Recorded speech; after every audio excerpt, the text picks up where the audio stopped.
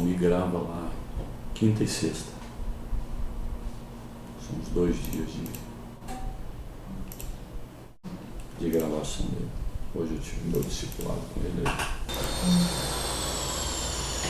Olá, seja bem-vindo ao canal Betel Serra. E mais uma vez nós estamos juntos aqui para poder, dessa vez, estudar o último capítulo do livro de Atos. É muito bom estar com você. Eu gostaria que você não perdesse a oportunidade de assinar o canal, estar junto conosco, curtindo esse vídeo, participando na medida do possível e principalmente compartilhando esse estudo tão abençoador com as pessoas que estão próximas a você, com aqueles que precisam crescer e aprender um pouco mais sobre a Palavra de Deus. Nós vamos fazer hoje o encerramento do estudo do livro de Atos, compartilhando o texto de Atos 28.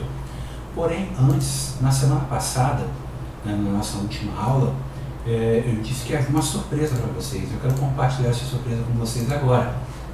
Olha quem está conosco de volta aqui ao canal, depois desse período de recesso, Pastor Honório, seja muito bem-vindo a esse estudo novamente, ao seu estudo, à sua casa. E que bom que você está aqui. Que bom. Obrigado, Marcelo. Eu quero dizer que já estava com saudade de estar com vocês, estudando esse livro tão tremendo, tão maravilhoso.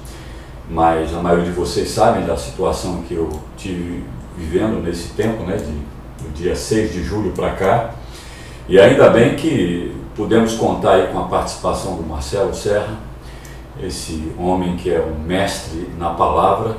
Eu acho que vocês ficaram numa vantagem muito grande em poder ter o Marcelo aqui estudando com vocês. Eu quero, Marcelo, agradecer a você pelo seu desprendimento, de poder estar completando esse trabalho que eu fui sacado assim rapidamente, abruptamente, e não tinha como continuar, e eu louvo a Deus pela sua vida, por você deixar ser usado por Deus nesse tempo aí. Amém. Obrigadão, querido. Valeu. O privilégio foi nosso, queridos? A gente pôde participar com vocês aqui, pôde estar com vocês um pouco mais, e Deus tem abençoado muito a minha vida nesse período, e eu tenho certeza que Ele vai trazer mais uma vez, nesse capítulo 28 de Atos, um pouco mais de crescimento para você. Vamos fazer a leitura bíblica então?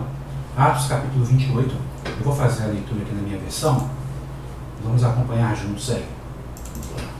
Atos 28 diz assim: Uma vez em terra, descobrimos que a ilha se chamava Malta. Os habitantes da ilha mostraram extraordinária bondade para conosco. Fizeram uma fogueira e receberam bem a todos nós, pois estava chovendo e fazia frio. Paulo ajuntou um monte de gravetos. Quando os colocaram no fogo, uma víbora, fugindo do calor, prendeu-se à sua mão.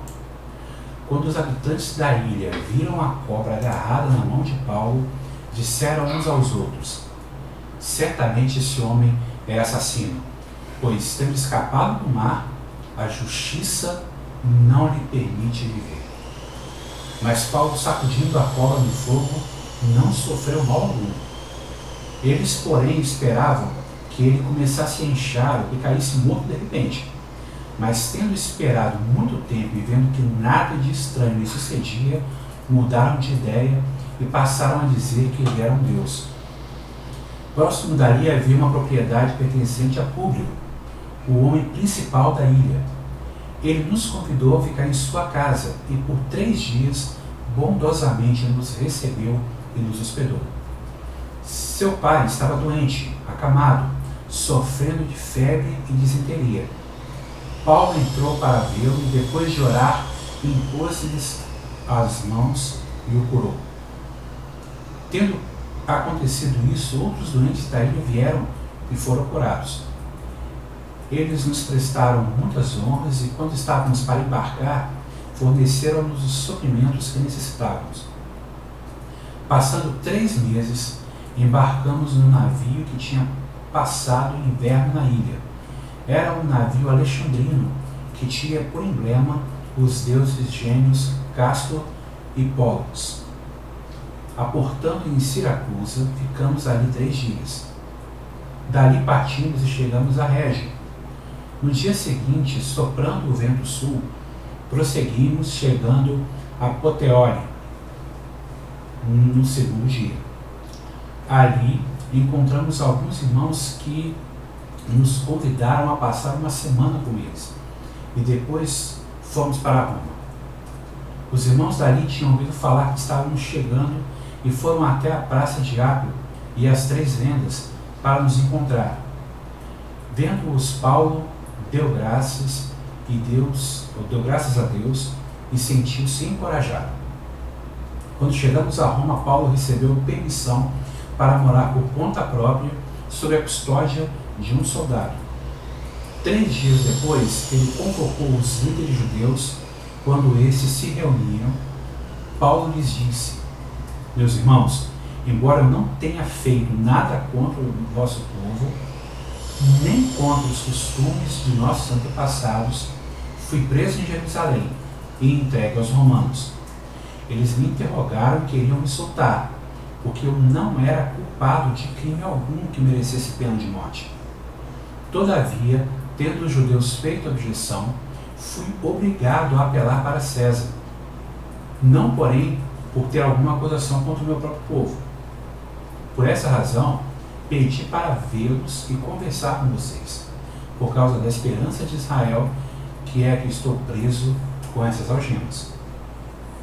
Eles responderam: não recebemos nenhuma carta da Judéia a seu respeito, e nenhum dos irmãos que vieram de lá relatou ou disse algo ou qualquer coisa de mal contra você. Todavia, queremos ouvir de sua parte o que você pensa, pois sabemos que por todo lugar há gente falando contra essa seita. Assim combinaram de encontrar-se com Paulo em dia determinado, indo em grupo ainda mais numeroso ao lugar onde ele se destacava. Desde a manhã até a tarde, ele lhes deu explicações e lhes testemunhou do reino de Deus, procurando convencê-los a respeito de Jesus, com base na lei de Moisés e nos profetas. Alguns foram convencidos pelo que ele dizia, mas outros não creram. Discordaram entre si e começaram a ir embora, depois de Paulo ter feito essa declaração final: bem que o Espírito Santo falou aos seus antepassados por meio do profeta Isaías: vá a este povo e diga, ainda que esteja sempre ouvindo, vocês nunca entenderão, ainda que estejam sempre vendo, jamais perceberão. Pois o coração desse povo se tornou insensível, de má vontade, ouviram com os seus ouvidos e fecharam os seus olhos. Se assim não fosse, poderiam ver com os olhos, ouvir com os ouvidos e entender com o coração e converter-se, e os curaria. Portanto, quero que saibam que essa salvação de Deus é enviada aos gentios. Eles a ouvirão. Depois que ele disse isso, os judeus se retiraram, discutindo intensamente entre si. Por 2 anos inteiros, Paulo permaneceu na casa que havia alugado e recebia a todos os que iam vê-lo. Pregava o reino de Deus e ensinava a respeito do Senhor Jesus Cristo abertamente, e sem impedimento algum. Esse é o texto que finaliza o livro de Atos, o texto do capítulo 28, que é uma sequência direta dos eventos do capítulo 27, né? Que se inicia com a viagem de Paulo para Roma, sendo interrompida pelo naufrágio que os deixou na ilha chamada Malta. A partir daqui, Lucas faz um relato muito direto sobre os acontecimentos, tanto na ilha quanto aqueles que precederam a chegada de Paulo a Roma e a sua prisão domiciliar. O autor já começa, Lucas começa já tratando da questão do episódio da serpente que pica Paulo na praia logo após o naufrágio, no meio de uma tempestade, no meio de uma situação muito difícil. E nesse texto a gente já começa a ver alguns pontos importantes, né, pastor Mário? Porque apesar de todas as dificuldades, apesar de todas as tribulações que Paulo passou durante essa viagem, parece que uma das primeiras atitudes que ele tem, uma vez que ele se estabelece em terra, é servir. Olha que coisa interessante. Entendo, inclusive, aí é um destaque para fazermos, porque às vezes a pessoa assume uma posição de liderança, Marcelo, e acha que ser líder é comandar, é dar ordens, né? E esquece que o principal ponto de um líder é ser um modelo, é ser um exemplo. Paulo, ele se tornou um grande líder nessa viagem, né? Vocês viram aí na semana anterior, né? Como que Deus usou Paulo para falar e ele foi ouvido, e a população toda, né? Inclusive a carcerária que estava lá, sim, ouviu Paulo, nenhum deles fugiu, né? E no entanto, ele vai lá catar os gravetos. Ele só foi picado pela víbora lá, pela cobra, porque ele estava com a mão na massa, ele estava procurando os gravetos para que o fogo mantivesse aceso, porque o detalhe é que estava frio, né? Era inverno.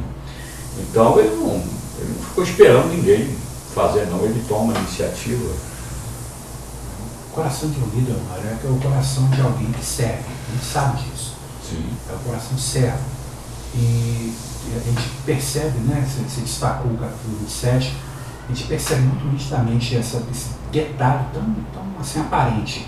Ao mesmo tempo em que ele tem uma palavra de direção, ele tem uma palavra de incentivo, uma palavra de advertência para poder orientar, né, tanto a tripulação quanto os comandantes daquele navio, agora ele toma uma atitude de servir, de estar ajudando aquele povo naquele contexto muito difícil. Isso chama a atenção da gente, porque o senhor acabou de destacar, né? A gente vive um tempo em que lideranças elas estão muito mais preocupadas com seus crachás, com seus títulos, com as suas evidências pessoais, com as suas conquistas pessoais, do que com o servir. E você pode ver, Marcelo, que a história de Paulo era uma história de comando. Sim. Né? Antes da conversão, quantas ordens ele deu para poder matar, inclusive perseguir cristãos, fazia parte, sim, até do temperamento dele, do jeito dele, a formação dele era essa. Mas, no entanto, a gente vê um outro Paulo mesmo depois da sua conversão e agora já na reta final da sua vida, né? Porque foi para Roma e dali a coisa foi fechando cada vez mais para ele. E, no entanto, a gente vê Paulo aqui servindo, né? É lindo a gente vê um líder já na envergadura de Paulo, um apóstolo, que viu o Senhor algumas vezes e mesmo assim, simplesmente juntando o graveto. Uma coisa simples, qualquer criança poderia fazer. E, no entanto, ele demonstra como deve ser o coração de servo. É verdade. Há muito de Paulo no conteúdo de Atos, né? Principalmente nesses últimos capítulos fica muito assim, clara a intenção de Lucas de transmitir essa parte do ministério de Paulo. E se a gente for pensar em termos de estrutura bíblica, esse ministério é muito mais abrangente, muito mais amplo do que só que a gente viu aqui, né? Sim. Não estou falando só apenas das epístolas, não. Isso também já, o conteúdo já tem ali um universo a ser explorado. Mas eu digo que, de tudo aquilo que aconteceu, que a gente, por tradição, pelos pais da igreja, a gente conhece, e que no texto bíblico às vezes não tem. O próprio livro de Atos termina, como a gente viu agora, de uma forma muito súbita. Quando a gente for concluir o assunto aqui, a gente vai falar um pouco disso. No entanto, a gente consegue perceber nas nuances do conteúdo do livro o quanto Paulo foi importante nesse contexto. E isso a gente não tem como negar, né? A importância de Paulo não só para a pregação do Evangelho, para a construção do conteúdo bíblico e para que o Evangelho chegasse até nós. O legado que ele deixou nos mostra isso, né? Quantas cartas Paulo escreveu, né? Que é a maioria do Novo Testamento, que seria da igreja sem Paulo, sem o ministério dele, né? E aqui um grande exemplo de servo. É admirável a vida dele. Bom, vamos continuar então. A gente vai ver um mapa agora, e nesse mapa nós vamos acompanhar aí esse trecho da viagem que vai se seguir a partir de agora. Nós estamos aí na ilha de Malta, você pode observar aí, né? Em cima da palavra viagem, de Paulo a Roma no mapa, você vai ver a pequena ilha de Malta ali. Só um detalhe, Claro. se você quiser fazer um grande passeio assim, Olha, olha, a Ilha de Malta é um excelente passeio para se fazer. Eu não penso não, Marcelinho, não. Né? Tem tanto lugar maravilhoso para a gente ir, mas olha, é fantástico a Ilha de Malta, viu? Você pode procurar lá no Google sobre Malta, você vai ver vídeos, você vai ver tanta coisa linda dessa cidade. É uma ilha então cercada de praias lindas, maravilosas. Show. Na época de Paulo, não sei, né? Era uma cidade já bem antiga, 5.000 antes de Cristo, então imagine, com mais 2.000 agora, então é uma cidade que já existe há mais de 7.000 anos. Então vocês, imagino que na época de Paulo não fosse essa beleza toda. Beleza natural sim, mas as construções e tal não, né? Mas vamos lá, vamos na viagem. Só que antes, Marcelo, tem um detalhe aí, se você me permite? Antes de sair da ilha, porque eu acho que você já estava querendo viajar aí, eu achei interessante aqui nesse povo que estava ali observando quando Paulo foi picado pela víbora, como que eles saem do céu ao inferno ou vice-versa. É verdade. Né? Como que o povo às vezes levado pelo que eles imaginam, pelo que eles estão vendo, e muda de opinião de uma hora para outra. Você vê que quando ele foi picado, eles disseram que é um assassino. Por que eles disseram que é um assassino? Porque não morreu no naufrágio, mas a justiça vai bater em cima dele, vai morrer. E eles ficaram esperando a hora que ele ia se estribuchar lá no chão e ficar lá espumando pela boca, quem sabe por causa do veneno, e morrer, enfim. E no entanto, quando ele sobrevive, eles deixam de chamá-lo de assassino e agora já atribui a ele a divindade, né? Parece que isso me lembrou aqui agora, onde foi que ele foi apedrejado? Não sei se foi em Derbe, não, ali naquela cidade próxima de Derbe mesmo, me foge agora o nome, né? Ele foi tido como Deus. Sim. Lembra? Tanto ele quanto Barnabé, um foi chamado de Mercúrio, outro chamado de Júpiter, né? Ou seja, os dois foram reconhecidos como divinos. E logo quando eles tiram a roupa e dizem, nós somos homens igual a vocês, aí apedrejaram o camarada. Quer dizer, ele saiu do céu aí para o inferno. Quer dizer, o cara era um Deus e de repente precisa ser morto, apedrejado. E agora ele faz o caminho oposto, né? Exato. Mas assim, o destaque é isso. Às vezes um líder é admirado, um líder se precisa do líder para tudo, e às vezes coisas tão pequenas, mas às vezes de uma hora para outra esse líder já não tem mais utilidade, já é facilmente descartável. Isso é o povo que fica observando as víboras nos gravetos. Não é? Tem essa coisa da ausência da ação, uma coisa que me chama muita atenção inferido no texto. Não. Ninguém foi ajudar a catar a graveta. Exatamente. Vocês observaram isso? Ninguém foi ajudar a catar a graveta. Mas na hora que acontece um incidente com a copa, o pessoal aponta, rapaz, esse aí tá salvo, vai morrer porque salvou do naufrágio, mas vai morrer em terra. Mas geralmente é assim, né, Marcelo? Você fica de longe quem só. Aponta é quem não faz. Exatamente. A gente aprende com o texto. É muito assim, é legal a observação, mas é muito triste a realidade, né? A verdade é que a gente não queria que fosse assim.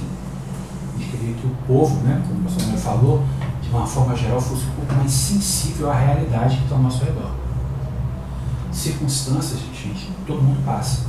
Circunstâncias vêm e vão, dificuldades vêm e vão, enfermidades vêm e vão, crises vêm e vão. O que não vem e vai é a presença de Deus e a direção dele na nossa vida. Isso não pode dar nunca. Por isso que a gente precisa de ter uma coisa chamada convicção, firmeza de propósito, não permitir que nada venha nos tirar do propósito maior, né? Ser firme na nossa posição. Eu me lembro agora que a tentação de Jesus, né, quando o Espírito Santo levou Jesus para ser tentado, Satanás, pelo menos por 2 vezes, ele disse assim: se tu és o Filho de Deus. Ou seja, Satanás, ele tenta trabalhar com a dúvida, tentando mostrar dando uma outra opção para o camarada balançar na fé, né? A gente precisa ser coerente com a nossa fé e ter firmeza no que cremos, né? No que afirmamos. E também na questão do fator propósito, porque Jesus não foi para o deserto à toa, não foi passear no deserto. Não. Ele tinha um objetivo, ele tinha um propósito, ele sabia o que o Pai queria para ele. Então, essa tentativa do diabo de minar propósitos, de minar nossa estabilidade, isso acontece frequentemente. Aconteceu com Jesus, o que não vai acontecer com a gente? E eu vejo que isso foi uma preparação para o ministério de Jesus, né? Ele venceu o cis, né?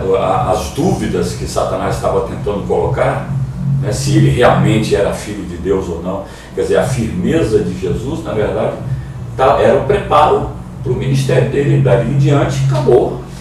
Quem é que segura? E mais importante, né? Venceu firme na palavra. Sim.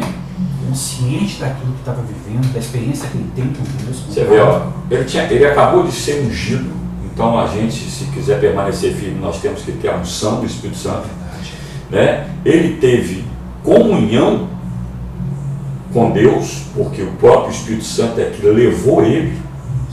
Então, isso precisava de intimidade, estava caminhando com ele. Tinha o aval do Pai. Aval do Pai. O Pai tinha falado para ele, olha, esse é meu filho. Esse é meu filho.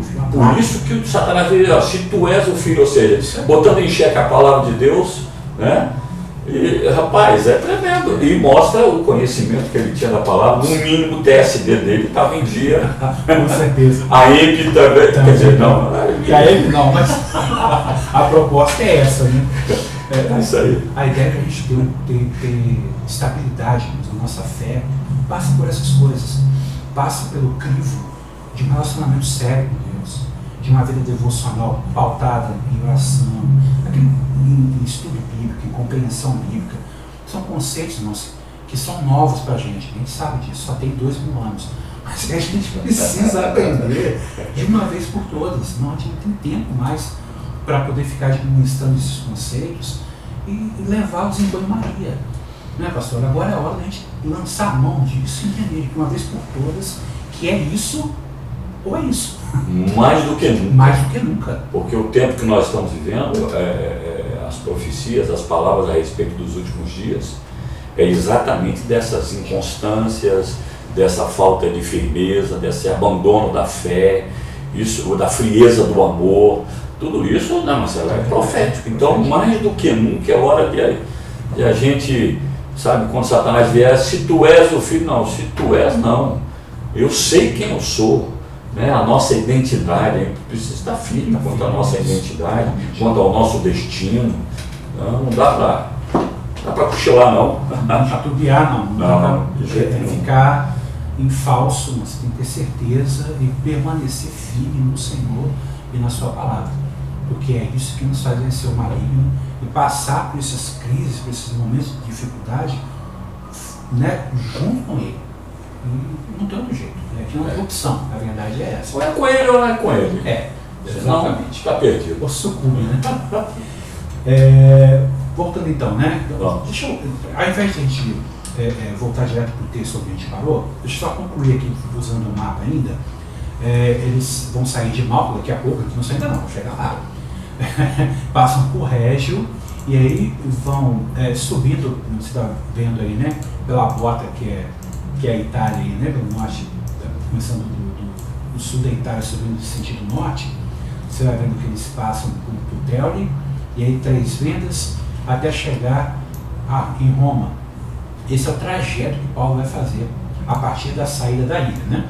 Então deixa eu voltar aqui no texto, como o pastor Mário pediu para a gente, para nós voltarmos a entender como é que aconteceu esse episódio da serpente, a gente já entendeu, e como é que aconteceu alguns detalhes aqui desse texto.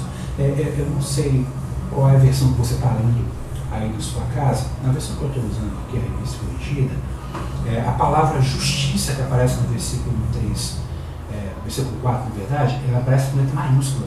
Na sua também aparece aí, né? Justiça. Justiça com letra maiúscula. Por que o nosso querido Almeida achou que deveria traduzir essa palavra com letra maiúscula? Porque, como muitos pensam, muitos teólogos pensam, essa justiça aqui não é a justiça, né, teórica. Não, eles estão fazendo uma menção a Deus como uma justiça divina, né? Exatamente. Então eles tinham essa coisa da entidade divina muito próxima a eles. Como todo o Império Romano, né, tinha culturalmente enraizado em si, desde da expansão helênica até o contexto que a gente está vendo aqui. Então eles enxergavam a justiça como uma entidade, como um ser. Daí a ideia de seu nome próprio. Isso é bem curioso até. A partir daí, o que nós vamos ver é que Paulo foi hospedado na casa do prefeito, né, da cidade, da ilha, e ele efetuou várias curas naquele local, até partir dali para essa viagem que nós vimos aqui nesse navio alexandrino. Eu acho que vale a pena destacar então aí a bênção que é você hospedar, né, homens de Deus. Sim. Né? Porque olha só, ele hospedou com bondade, porque afinal de contas o navio havia traçalhado todo na praia.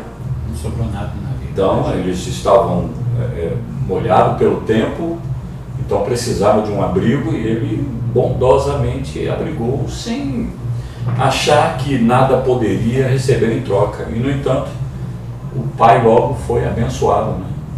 Devido à enfermidade que ele estava.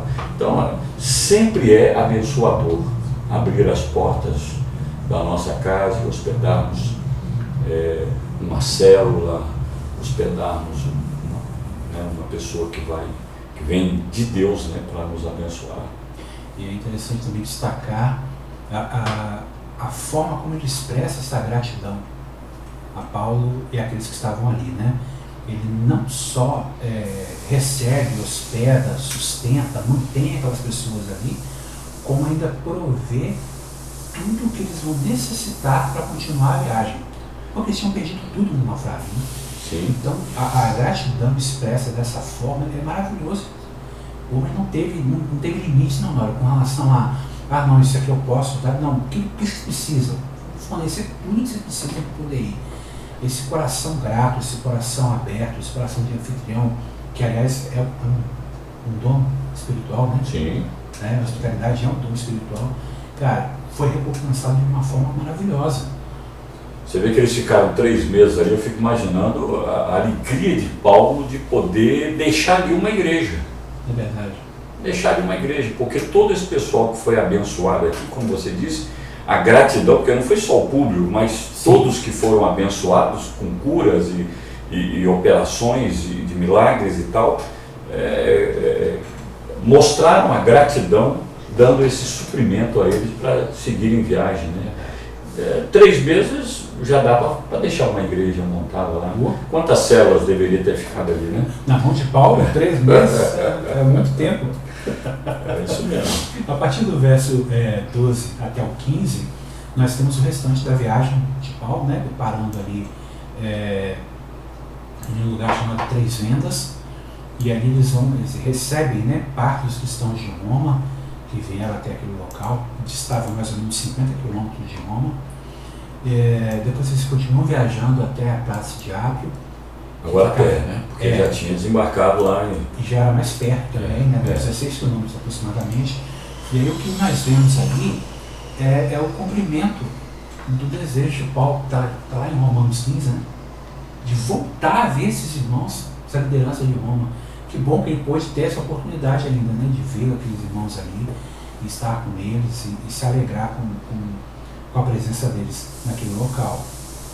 Até aí, nós vemos Paulo chegando em Roma, e aí acontece esse episódio que está registrado no versículo 16 e 17. Né? Ele se estabelece numa casa e ele fica em prisão domiciliar. Ele é vigiado 24 horas por dia por um soldado. Então aqui a gente pode ver que ele ficou numa prisão domiciliar, sem tornozeleira eletrônica. É verdade. Porque tinha soldado tomando conta dele lá, né? Então, imagine aí a cena.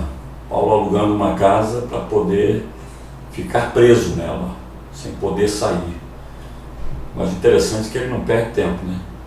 Ele já convida os líderes judaicos para uma conversa, já com o objetivo de falar de Jesus. Né? E tem um detalhe também interessante, não? É engraçado como os líderes de Jerusalém meio que perderam as esperanças de encostar em Paulo. Porque vocês veem, o texto fala aqui no verso 17, que eles os judeus de Roma nem foram, eles souberam do que tinha acontecido. Se Paulo não tivesse procurado por eles, talvez eles nem soubessem que Paulo estava ali naquela condição. Verdade. Olha que coisa engraçada.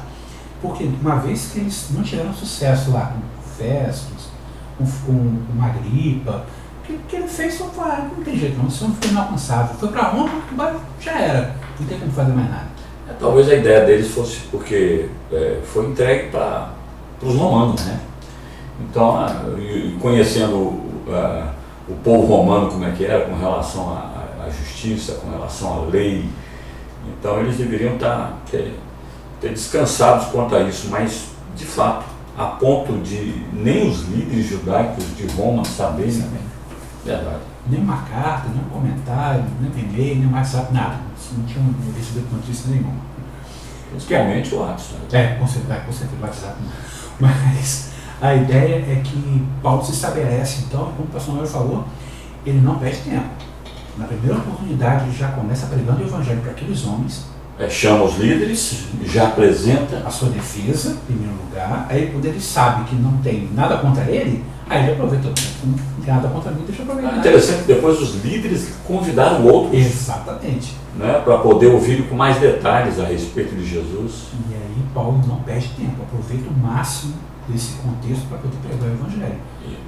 Só ali alguns já se converteram. Sim. A Bíblia mostra aqui, né, claramente. A partir do verso 18 a 22 ali está relacionado, né, essa ideia de que, mesmo ele tendo passado por esse período de perseguição por parte dos judeus de Jerusalém, ele não perdeu o foco, não perdeu o objetivo.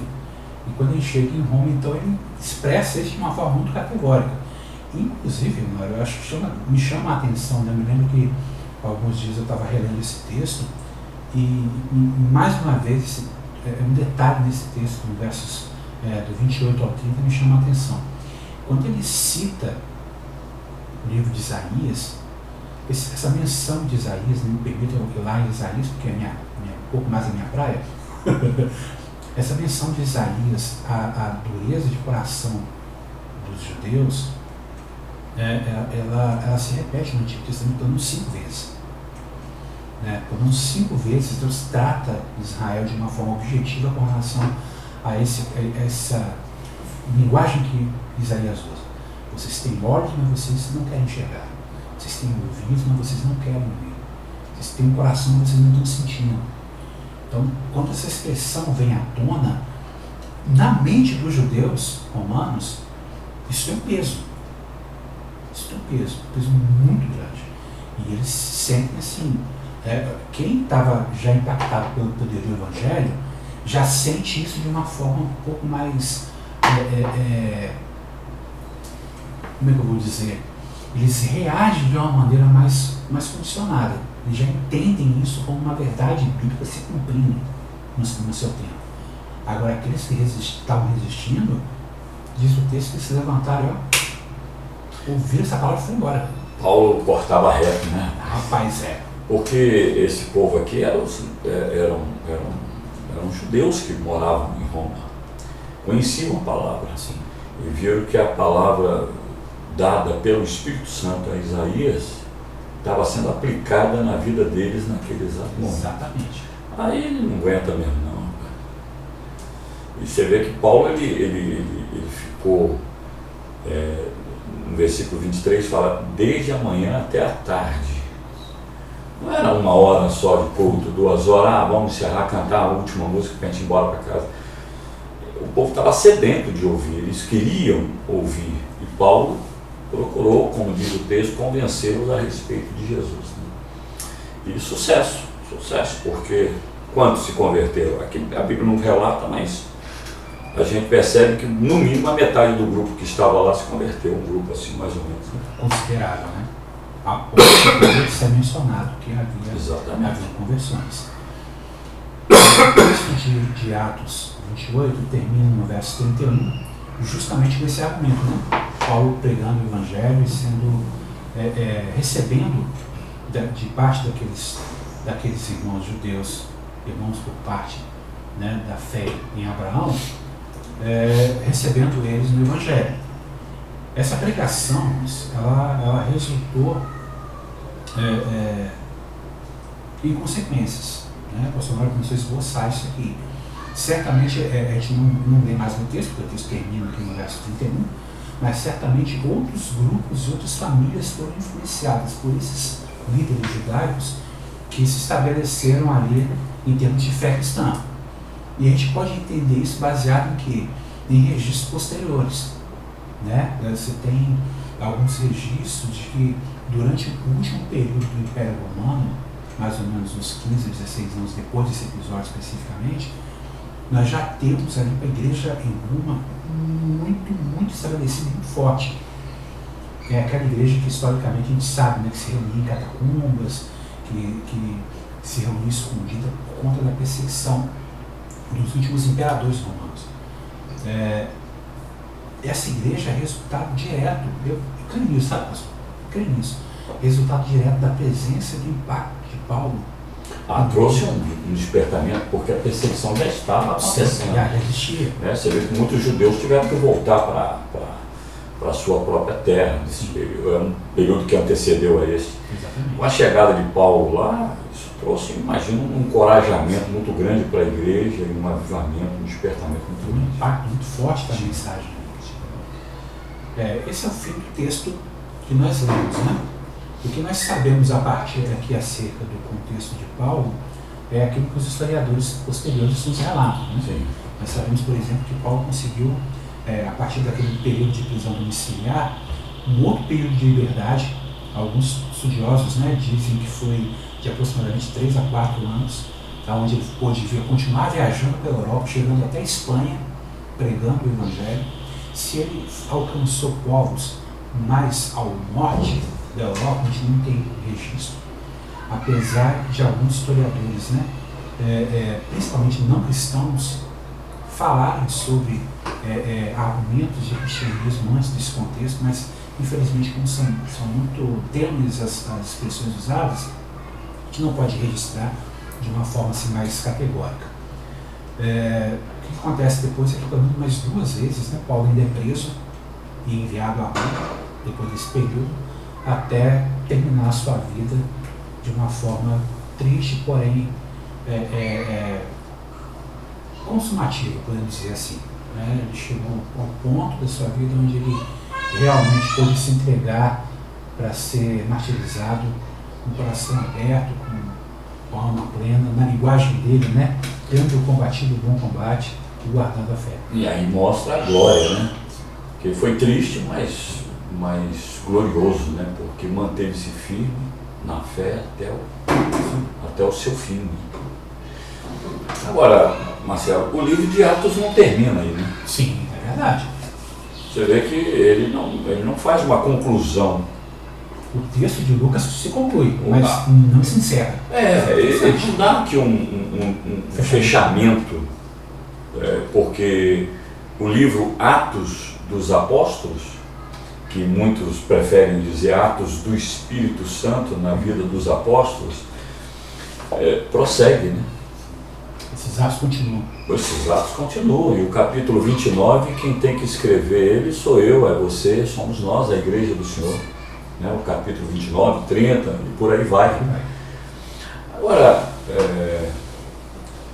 Marcelo, o que é a igreja primitiva?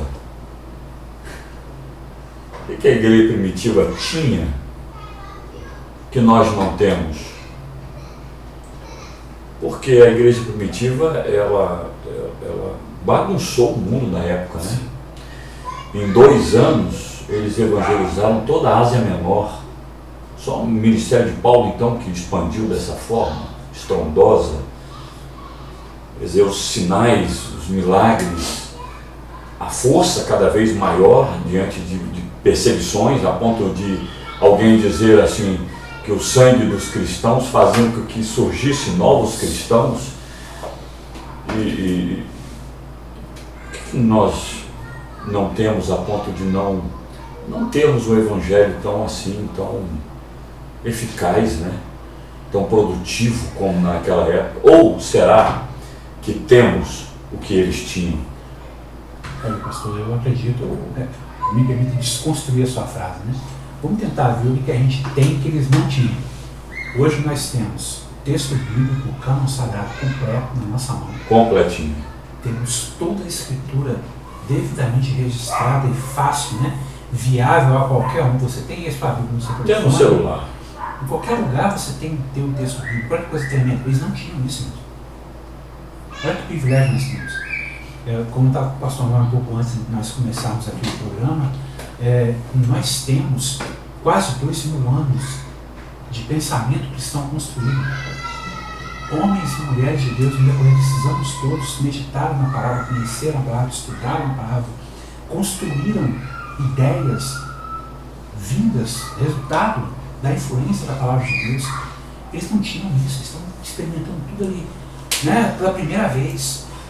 Nós temos tudo isso, me permite mais uma expressão popular, né? Mastigado para a gente. Então, quer dizer, nós tínhamos tudo que eles tinham, melhor ainda. E ainda temos mais do que eles. Exatamente. Nós temos a experiência do poder do Espírito Santo. Sim. Nós temos a mensagem de Jesus crucificado e ressuscitado. Sim. E assunto aos céus, que eles tinham. Só que talvez o impacto dessa ressurreição é que seja a diferença. Né? Talvez a gente não consegue ver como eles viam essa ressurreição, a ponto de mudar a nossa maneira de ser. Sim. De que a missão que recebemos, ela precisa ser realizada ainda que custe a vida. Porque eles tinham esse pensamento. A ponto de Paulo dizer assim, eu não tenho a minha vida por preciosa, contanto que eu cumpra a missão. Exatamente. Talvez seja isso, firmeza de propósito, caráter. Qualquer outro argumento que a gente possa tentar usar, até puxando para uma questão mais histórica, por exemplo, a proximidade que a igreja primitiva tinha do ministério de Jesus, do ministério apostólico. Até esse argumento me parece superficial. Quando a gente compara com toda a experiência que nós vivemos como igreja na história humana até hoje, a gente tem muito mais coisas a nos preencher como igreja, nos motivar a corresponder a esse chamado, do que o contrário. E mesmo assim, como disse o Mário, a gente infelizmente não está nesse ponto ainda. A ação do Espírito Santo, o Senhor falou isso aqui, é importante a gente frisar, continua a mesma. O Espírito Santo é o mesmo. Deus não mudou. Né? Não há demérito nenhum da parte do Espírito Santo com relação ao que ele proporciona para nós hoje. Nós não somos nem privilegiados, nem desprivilegiados em momento algum. Não. O problema não é o Espírito Santo. O problema não é a Bíblia. O problema somos nós. Com certeza.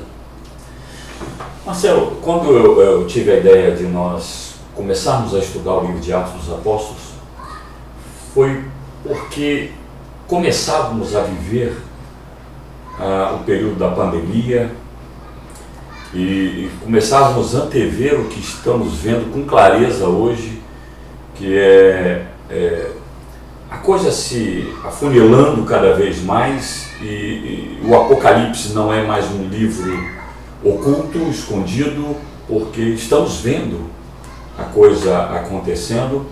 E eu consegui antever isso quando começou a pandemia e eu entendi assim, vale a pena estudar o livro de Atos dos Apóstolos, para que a igreja primitiva nos inspire a viver esse momento que nós estamos vivendo. Eles viveram um tempo de perseguição, onde pregar o evangelho era sinônimo de prisão e até morte. Né? Hoje estamos vendo isso acontecer. Irmãos nossos que abriram a igreja na época da pandemia, sendo presos, no Canadá mesmo, colocamos no vídeo do grupo da liderança hoje, né? Ele sendo preso quando estava chegando no aeroporto. Nós vemos Pernambuco botando uma lei que para poder participar dos cultos tem que ter o passaporte, ou seja, tem que ter tomado, né? Então, aquela obrigatoriedade e nós estamos perto de uma perseguição ainda mais aberta. E eu fico pensando na igreja do Senhor hoje. A igreja primitiva foi aprovada, mesmo em meio à perseguição. Passou por tudo que passou e foi aprovada. Foi provada e aprovada. Nós estamos sendo provados, já houve um início de dores, princípio das dores, né? Mas sabemos que muita coisa nos aguarda ainda à frente. Essa igreja de hoje sobrevive? Ou é preciso acontecer alguma coisa nessa igreja? É por isso que a partir de domingo nós vamos estar numa série, o avivamento que precisamos. Então, já estou aproveitando para fazer a propaganda comercialzinha, tá bom? Perde não. A igreja de hoje, ela acho que ela precisa mais do que ser aprovada. Ela precisa se afirmar como igreja. Eu acho que isso tem muito mais a ver com a nossa identidade como igreja. Eu falo como igreja local e falo também como igreja de Cristo na Terra, nesse momento histórico que nós vivemos. No nosso país, nós temos que nos afirmar a igreja. Hoje é a hora de batermos no peito e falarmos, eu sou igreja de Deus, eu não compactuo com isso, eu não aprovo isso, eu não concordo com isso, e nós temos que viver a diferença, mesmo que isso nos custe. E saber que a nossa vida não termina aqui. Sim, com certeza. Nós temos um destino. Nós somos cidadãos dos céus, embaixadores, representantes do céu aqui na terra. O dia que a terra não nos quiser mais, o Espírito Santo vai nos tirar daqui. E aí sim vamos voltar para casa. Aí vamos estar indo para o nosso destino, que é a morada celestial. Agora, enquanto as pessoas acham que a vida termina aqui, que tudo aqui é que é o bom e tal, e eu trabalho para viver a minha vida aqui, ainda não enxergou. Enquanto essa realidade for tudo que você tiver, tudo que a gente tiver em nosso coração, na nossa vida, nós não seremos aprovados. Maravilha! Gente, a gente podia ficar falando o resto do dia aqui, se fosse necessário, porque são assuntos que a gente conhece, que a gente gosta de tratar, e tratar esses assuntos com o pastor André é maravilhoso, né? É um reflexo daquilo que a gente já vive no nosso dia a dia, né, André? Então, Bíblia é a palavra de Deus. Você falar da palavra de Deus, vai até vir à noite. É por isso que ele pregou aqui, de manhã até de tarde. É por isso que a gente tem uma proposta de tempo para poder fazer o vídeo, e o pessoal da produção está aqui, pelo amor de Deus, gente, tem que acabar. Tá vendo? Não consegue acabar. Vai dar uma hora, rapaz. Vai dar uma hora. Aí falou, meu Deus do céu. Gente, olha só, a gente vai encerrar aqui então essa primeira temporada do Entendendo a Bíblia. A gente quer agradecer a todo mundo que participou conosco desse período tão maravilhoso que foi para mim, que foi para o pastor Mauro, eu tenho certeza para você também, de aprendizado desse livro tão gostoso, né? Tão edificante, que é o livro de Atos. Já queremos deixar você preparado para que em breve nós voltaremos para uma nova temporada, um outro livro, Então, aguarde aí que daqui a pouco a gente vai voltar nesse canal uma nova playlist do Entendendo a Bíblia. Porém, para que você não fique triste porque a gente está terminando aqui, a gente quer fazer um anúncio solene. Ó, nós estamos calculando aí para o mês de novembro nós iniciarmos uma nova playlist, um novo programa, tá? E aí nós vamos estar aqui conversando com vocês, falando sobre o reino de Deus, falando sobre a nossa igreja local, falando sobre verdades bíblicas, em um formato um pouco diferente do que nós vimos no Estudando a Bíblia. É um outro programa com uma outra temática, outras temáticas, né, pastor? Sim. Igrejas versus atualidade, né? Não, coisas do momento, nós vamos estar aí para isso. E é importante a participação deles. Muito bem lembrado. Esse ponto talvez seja o mais importante, gente. Nós vamos estar preparando, né, o piloto desse programa, né, já estamos já em pré-produção, já preparando o material, o conteúdo, o ambiente, vai ser tudo diferente, tudo novo, tá? Mas tem um detalhe que não pode faltar, vamos precisar muito que você participe conosco, tá? Fazendo seus comentários, fazendo suas perguntas, contribuindo com outros temas para nós trabalharmos, né, pastor? Sim. Porque a vida está acontecendo, a igreja está em plena atividade no mundo e nós precisamos estar atentos aos sinais que já estão apontando para um momento muito específico da nossa história como igreja, né, no nosso tempo. E nós temos que estar preparados para isso. A gente está falando de avivamento, a gente está falando de fim dos tempos, a gente está falando de uma perseguição iminente, de argumentos que são bíblicos, mas que são contemporâneos. Eu e você estamos vivendo isso agora. Então, venha estudar conosco, venha conhecer conosco. Eu posso falar por mim, pelo pastor Honório, nós não temos a pretensão de deter verdade nenhuma, né? Não somos donos de verdade nenhuma, mas nós queremos compartilhar com vocês alguns pensamentos que nós temos e, principalmente, ouvir o que você está pensando. Então, aguarde aí, em breve, que você vai estar conosco aqui tomando um cafezinho e batendo papo. Tá bem? Já ficou um rascunho para você. Deixa aí. Deixa. Gente, muito obrigado por estar conosco. Vou deixar nossa última palavra para o nosso pastor terminar, mas eu quero de coração agradecer a todos que participaram aqui. Quero mandar um abraço muito carinhoso, principalmente para aqueles irmãos que me buscaram, né? Fizeram perguntas, que são mais próximos, procuraram no WhatsApp e fizeram algumas perguntas até meio estranhas, mas foi muito bom a gente ver que vocês estavam participando, estavam interessados em estar conosco aqui. Vou ter que puxar a sardinha para minha brasa, né?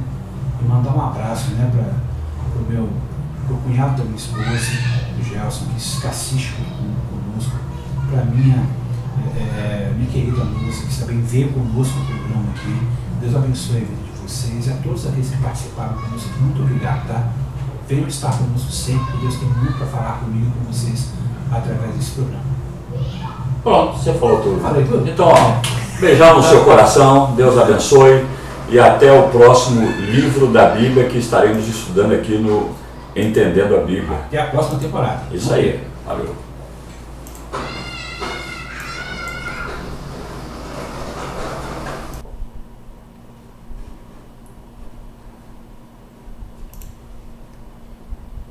Grava lá quinta e sexta.